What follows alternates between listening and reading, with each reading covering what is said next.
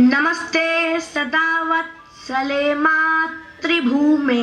मैं भारत माता की वंदना करता हूँ।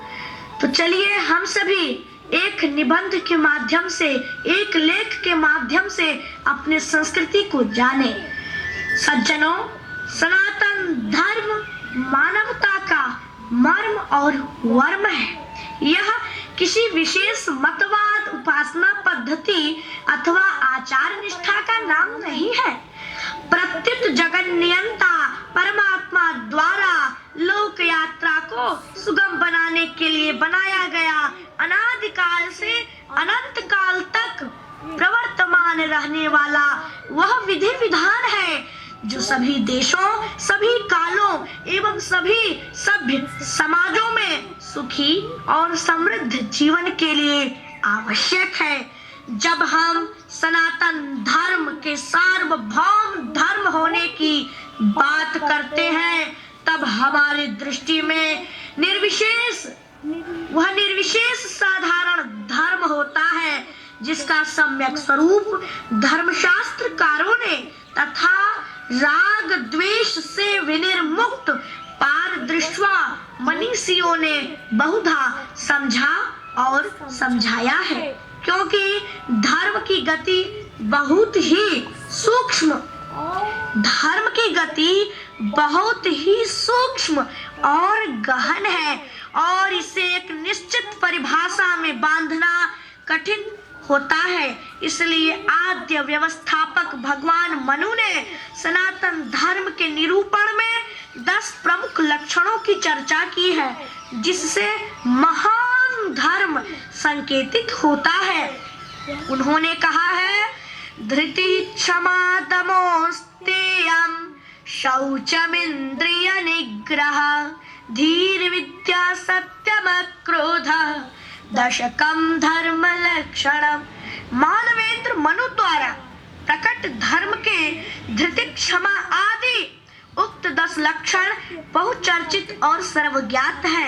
ये सभी अपने स्वरूप में न हिंदू है, न मुसलमान है, न यहूदी है, न मुहम्मदी है, न ईसाई है और न अन्य कोई, बल्कि ऐसे जीवन मूल्य है जो दैवी संपत्ति के रूप में, कल्याणकारी दिव्य गुणों के रूप में सर्वमान्य है। इसलिए सभी धर्म, सभी संप्रदायों, मजहबों, पंथों और उपपंथों में इनका समान रूप से समादर है तथा सभी देशों और कालों में इनकी मान्यता और महिमा सर्वोपरि है।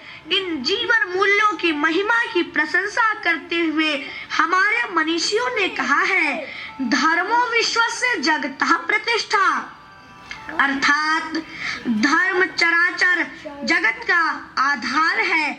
विश्वम धर्मे प्रतिष्ठितम, अर्थात सब कुछ धर्म पर ही टिका है, जैसा सुविचारित घोषणाएं की है। इसलिए महामती वेदव्यास जी ने तो यहाँ तक कह दिया है, न धर्म तज्जीवितस्यापि हेतु, अर्थात जहान तो क्या, जान की रक्षा के लिए भी धर्म नहीं छोड़ना चाहिए, क्योंकि धर्म एव हतो हन्ति धर्मो रक्षति रक्षितः। यह भूतार्थ वचन अनुभूतार्थ भी है।